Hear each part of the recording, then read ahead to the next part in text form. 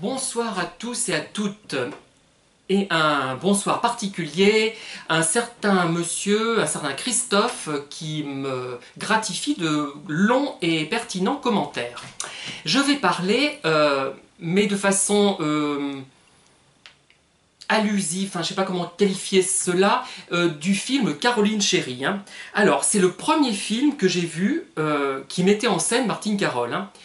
Et alors, j'ignore s'il s'agit de souvenirs reconstruits, s'il s'agit de la réalité, s'il s'agit de souvenirs enjolivés, je ne sais pas.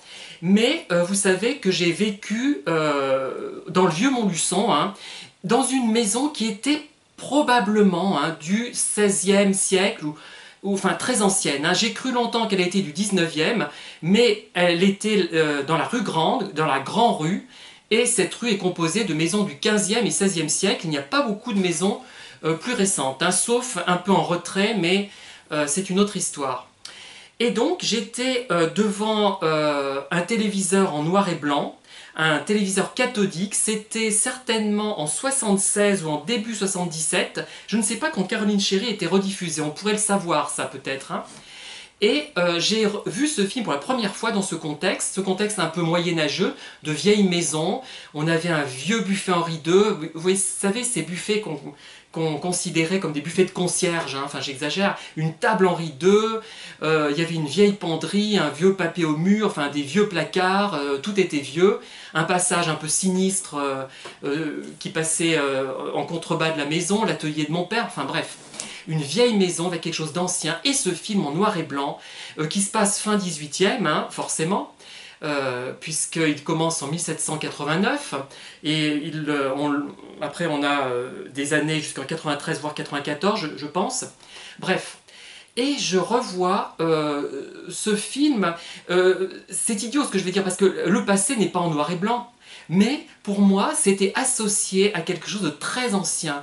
Et je me souviens de façon, mais très très forte de ce film, et des gros plans de Martine Carol qui ressortaient bien sur le noir et blanc, et aussi de l'ambiance noire dans tous les sens du terme, sinistre, des scènes de la conciergerie, du docteur notamment, qui a réellement existé, hein, qui recevait des personnes faussement malades pour les préserver de la guillotine, moyennant finance. Hein.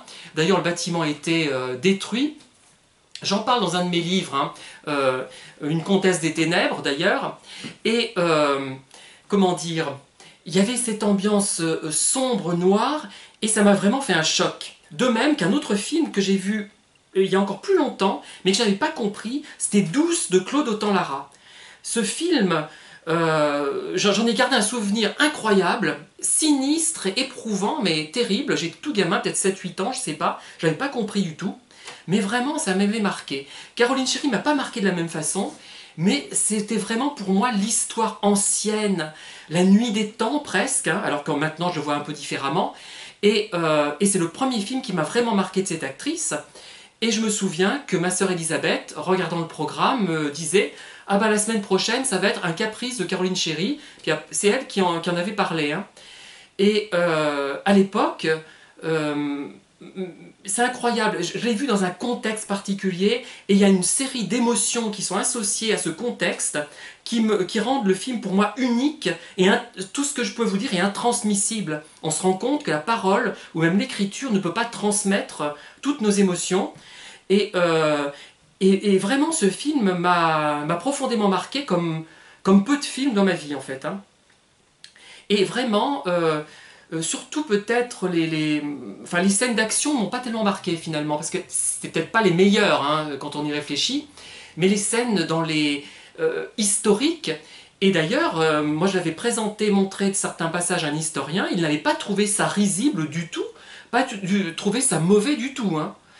Donc ce n'est pas de la pseudo-histoire, c'est de l'histoire romancée, parce qu'on met une héroïne, on place un destin individuel dans une épopée qui a plus d'ampleur que ça. En fait, on s'intéresse au sort de l'actrice Caroline Chérie, alias Martine Carol, dans un contexte.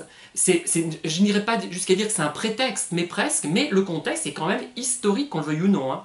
Voilà. Et moi, j'ai trouvé très crédible ce contexte, enfin, à mon humble niveau de garçon de 9-10 ans, et ça m'a vraiment marqué. Hein.